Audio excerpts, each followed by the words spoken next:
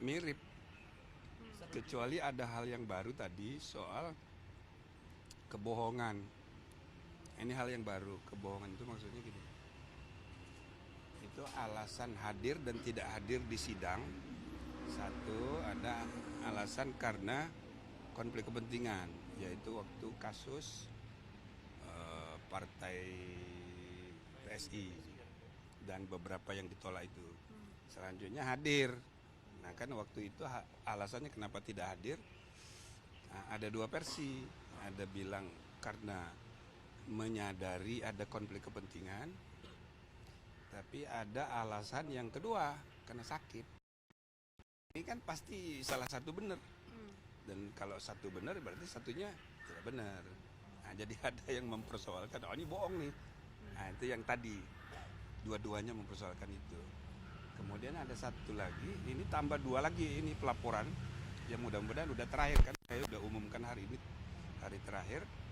Nah itu sudah kita periksa, walaupun nanti kita panggil untuk didengarkan keterangannya di dalam sidang terbuka. Satu dari BEM Universitas NU, satu lagi dari pengacara Alamsah. Nah itu besok kita akan periksa. Tapi saya lupa tadi ada pelapor yang lain yang mempersoalkan. Nah ini agak berbeda juga, pembiaran.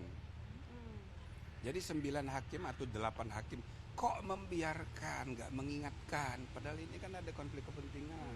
Kok ada sidang dihadiri oleh ketua yang punya hubungan kekeluargaan. Kan itu kan semua orang tahu bahwa ada hubungan kekeluargaan. Kok dibiarin, nggak diingatkan. Nah sehingga 99 itu dituduh semuanya melanggar semua karena membiarkan itu. Nah, makanya kita tanyain satu-satu, ya masing-masing punya alasan.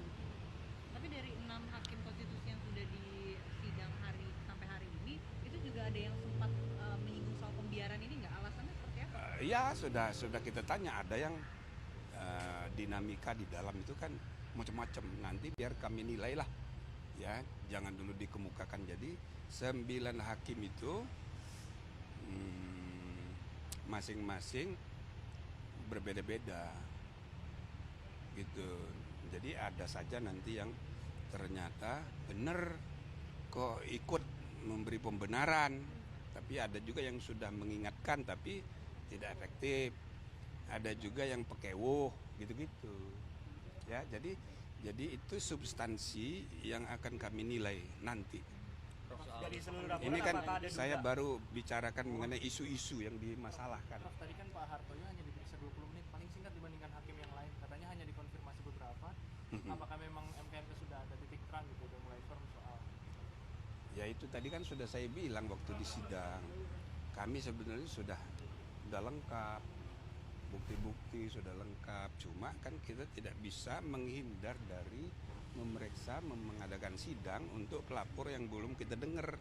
Siapa tahu ada hal-hal baru seperti tadi, muncul hal baru, mereka menuduh ada kebohongan, nah misal gitu kan harus kita tangkapi juga. Ada dugaan juga nggak soal mungkin lobby-lobby terkait putusan MK antara para hakim ini, Prof? Ya nanti dilihat aja. Tapi kalau selama diperiksa tadi adakah pertanyaan? Dilihat kayaknya nggak ada itu di pelaporannya tuh. Anda baca laporan kan terbuka. Jadi kita hanya berdiri tolak dari laporan. Itu satu. Yang kedua, kita bisa juga dapat temuan.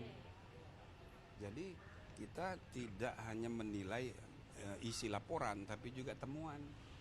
Misal, saya nyebut terus Tempo ini ya. Itu Tempo itu kan jelas sekali, detail sekali. Nah, itu kan kita periksa juga substansinya. Itu jadi temuan. Nggak ada yang melaporkan Tempo, nggak ada. Tapi itu kan jadi temuan. Tapi sengaja kita nggak usah panggil, kan mereka bisa punya hak untuk tidak mendiskus informasi media. Kita hormati kebebasan pers, gitu kan? Prof, dari 10 isu yang Prof bilang sudah diklarifikasi. Oh sudah tambah satu lagi, pembiaran jadi 11. Ya. Itu udah berapa persen yang maksudnya Semua sudah kita klarifikasi, kecuali yang baru-baru tadi soal pembiaran.